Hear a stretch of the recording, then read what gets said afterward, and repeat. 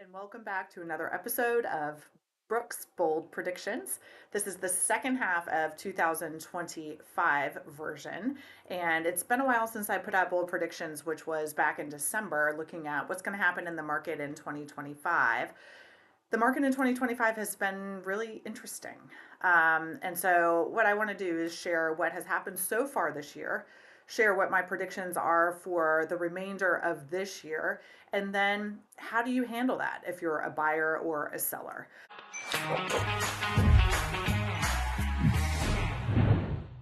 So first, let's look back on what happened so far this year in 2025, and I'm going to compare it to 2024 as well. So far this year, 2025, I have all my stats right here. So far this year, 2025, there have been 2,703 homes sold in the Fredericksburg area. So that is Fredericksburg, Virginia, Stafford, Spotsylvania County, King George County, Orange County, and Caroline County. That is basically Planning District 16, basically. And so 2,703 homes have sold so far this year, and that's homes of any type. So those are condos and those are double wides, all the way up to multi-million dollar properties and horse farms. Okay. So 2,703. Last year it was 2,780. So we've sold just, what is that? 77 fewer homes this year compared to last year. So pretty stagnant. It's a difference of 2.77% in the number of sales. So you will hear the sales have gone down. What that means is the number of sales, the number of houses has gone down that has sold. Okay. Other factors are the average and the median sold price of homes this year compared to last year. It's actually up. So the average is actually up about 5.3%, and the median is actually up about 5.4%. So your home value has increased. So when you hear the headlines about prices are decreasing, those are listing prices. And I'll share that perspective right here. This year, as of June 1st, excuse me, as of July 1st, we had 1,190 houses on the market. Okay. Compare that to last year on July 1st, we had 877 houses on the market. So our inventory is up 36% over last year. And when inventory does go up, some people have unrealistic expectations as far as how long it's going to take to sell a house or how much the house is actually worth. And sometimes sellers are advised or make the decision to start a price higher than the market will bear. And so they end up lowering their listing price, which is their marketing price. If the listing price isn't compelling, the property isn't selling. So finding the right marketing price sometimes can take a couple price adjustments. So just because listing prices or sellers are dropping their listing prices does not mean the sales prices are going down. And as I said before, they have actually gone up over 5% this year compared to last year. So real estate is still a really, really good investment. Speaking of unrealistic expectations, the days on market, the days it takes from when a house goes on the market until it goes under contract, has actually increased nearly 15% compared to last year. But guys, it's a difference of 4 days. So last year at this time, the average time it took to sell a home was 27 days. This year at this time, the average time is 31 days. Normal is 60 to 90. So we're still selling houses faster than normal. The problem is we've been abnormal for so long, we tend to think the abnormal is normal. So 31 days on the market on average is amazing and is really good. As far as financing is concerned, a lot of people think, oh, there's a lot of cash out there. There's a lot of cash out there. In a normal market, about 7% of all transactions are cash. Right now, it's 11% are cash. 40% are using conventional loans, and then 47% are using a government-backed loan. So in our area, that is typically a VA loan or an FHA loan, and people are using those a lot. Mostly the VA, and that's simply because of where we live. We have a lot of veterans that live in our area. And the interest rates for both the FHA and the VA loan are typically about 0.5% less than the going rate for a conventional loan. So if someone is able to use those products and it makes fiscal sense for them from a budget standpoint because the interest rate is lower, but there's also some other costs associated with those loans. A lot of people are using those, and especially our disabled veterans. If you have a veteran disability rating, you save a lot of money on the VA loans. I want to talk about the past as well as far as inventory is concerned. Okay, so inventory, just like in a store, is the number of homes that are on the market. So, as I said earlier, on July 1st, there were 1,190 properties on the market. Compare that to 2024, there were only 877 on the market. So our inventory has gone up 36%. Sounds like a huge number, but when you really think 877 compared to 1,190, it's a difference of what, 313 houses, basically, 313 houses more. In an area like this, that's not a significant number. Also, our population pretty much has stayed about the same between 2024 and 2025. But listen to this, in 2019, the last normal year, before the abnormal years began in 2020, we had 1,774 houses on the market on July the 1st.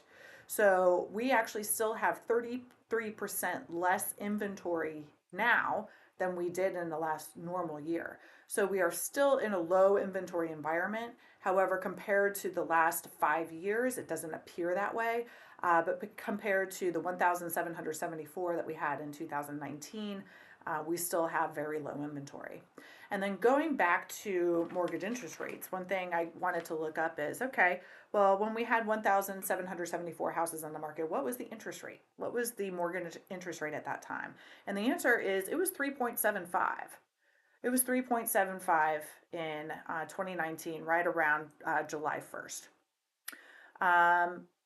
The last time interest rates are where they are right now. So the average right now on July the 1st was 6.86%. Okay. Last time we were there, 2023, it was 6.81. Last year was a little bit higher, but we haven't been in that world for a very long time. So predictions. What's going to happen in the latter part of this year? Well, there are two huge drivers with our inventory and our market right now. So the number one driver of our market is inventory. So people are only moving for 5 reasons right now. And I call them the 4 Ds and the R. They're moving because of diapers, divorce, death, downsizing, and relocation. And right now we're seeing a lot of relocation.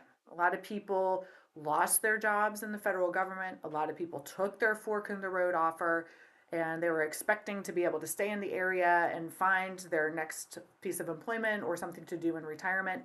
And because the demand for jobs like that probably has exceeded supply, a number of people are relocating to different parts of the country. And there are some government agencies, FBI, for example, who are moving everyone down over the next few years down to Huntsville, Alabama. So over the next couple of years, we'll see a lot of relocation when it comes to that. So those are the people who are selling their homes. The other factor that has an influence on our market absolutely is the interest rate. Unless you're one of those 4 Ds and an R, you're not going to give up your 2.75% mortgage, even if you don't really like your house. It doesn't make sense for you to do that right now. So the next time someone who doesn't have to move because of the 4 Ds or the R, the next time they may want to move, it just might not make sense to them. They're going to wait to make sure the numbers work for them. So to put this in perspective, the experts are thinking interest rates are going to continue to slowly go down. And by the end of the year, the average is going to be about 6.3%. So we're still above 6. We're maybe below 6.5. What that means is our FHA and our VA buyers are going to be able to get mortgages, if they have good credit, below 6%. So that is excellent. But the last time we had a rate like that was 2007. It's been 18 years since we've had a rate like that. The rates have been lower than that for 18 years. So it still seems a little abnormal. I bought my first house. A lot of people say, oh, I bought my first house at 18%. I'm a lot younger than that, but I bought my first house at 6%, and I thought that was fabulous. I got a great price on the house, I got a great mortgage rate, and as soon as I could, I refinanced it. So the trend in the interest rate environment is that the interest rates will start to go down. So, one thing you want to consider if you are a homeowner and you bought your home since basically March of 2022, which was when the first huge jump occurred, interest rates basically doubled in a matter of 2 months. So, it was the rate at how quickly it doubled that created a real stall in our market. We're not looking for it to be cut in half in 2 months. It's going to like inch by inch by inch. So when it makes fiscal sense for you to refinance, do it. As long as you have 6 payments under your belt, you've owned your home for 6, 7 months basically, for 7 months, you can refinance. There are costs associated with refinancing, so that's why I say you want to make sure it makes fiscal sense, because you want to make sure you're recouping the extra cost that you are putting in. There are closing costs associated with it. VA loans have a streamlined refinancing program, which is unbelievable. You don't even need an appraisal. It's fabulous. And if you need a referral to a loan officer to help you decide if right now is a good time for you to refinance or not, reach out. I'd love to share that with you. But rates are going to slowly come down. And according to Kiplinger, the unfortunate piece is in order for our interest rates to dramatically go down, the economy really has to weaken. So it's kind of a catch-22. We want the interest rates to go down, but we don't necessarily want unemployment going up. We don't necessarily want our economy weakening. So it's kind of a balancing act here. Going back to when interest rates were at the 6.4%, 6.3% back in 2007, I want to put 2007 in perspective to what we're seeing today. So 2007 was kind of right at the beginning of our economic recession. A lot of people look at 2008, which is when we had the stock market influence, but it actually started in our area, at least with real estate, in 2007. So on June 1st, 2007, we had 4,189 properties on the market in this area. Now think about this. That was 18 years ago. Think about how many homes have been built since then. Think about how many people have moved into the area since then. And you can see quite clearly that we are in a low inventory environment. So some people are thinking, oh, it's going to become like 2008 all over again. We are so far away from having 4,000 houses on the market. And if I remember correctly, and I always do this research later in August, but in 2008, we had like 5,000 houses on the market at one time. We're not going to see another 2008. So, what is happening in the market? What is the flavor of the market? How are people approaching the market? Well, number one, as a buyer and a seller, you need to understand that prices are still going up. You need to market your home at an appropriate price that brings in the buyers.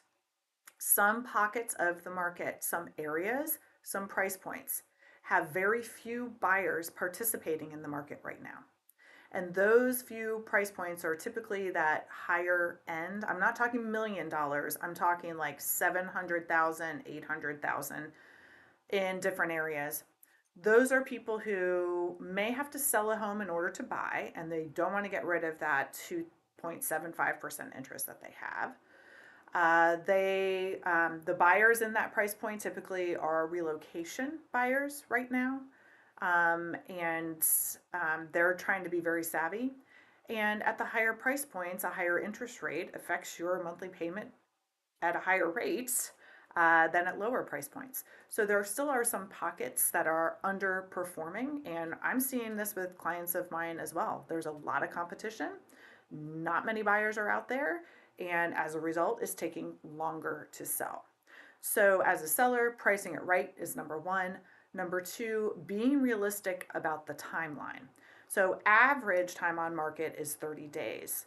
There are some places right now where it's going to take 3, 4, 5, 6 months to sell a property. And there are some places and price points where a house will sell in a weekend. It's all over the place. Just make sure you understand where your home sits in the market for your home, how long it's going to take to sell your home. You can't, these are not the days where you call the agent and you want the house on the market on Friday and you need to move in 30 days. You need to start planning ahead, and my recommendation is reach out to your agent 6 months ahead of time. 6 months ahead of time. At least have them come in and take a look at your house, help you decide what you need to do to get it ready, help you understand what's going on in the market, map out a timeline, and then if the timeline can get shorter or needs to get longer, you have plenty of time to make those decisions. Nothing is more stressful than having to sell a home and buy a home and then move. And then if you have to do the move 2 or 3 times to make it happen, gosh, that's really, really, really hard.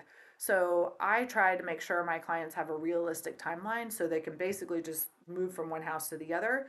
But we have to start talking about it early, early, early. So the best way to approach the market right now, if you are selling your home, you need to approach it as if this is a buyer's market. Now, truly, this is not a buyer's market. The data does not put this in a buyer's market.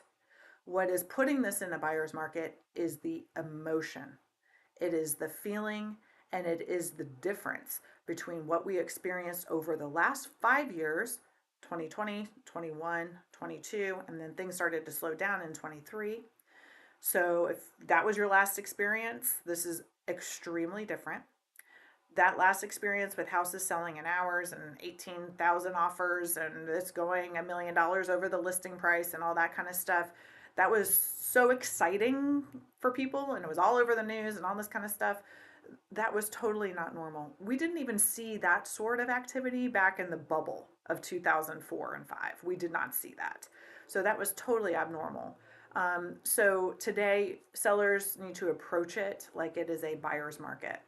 How does a seller approach things like a buyer's market?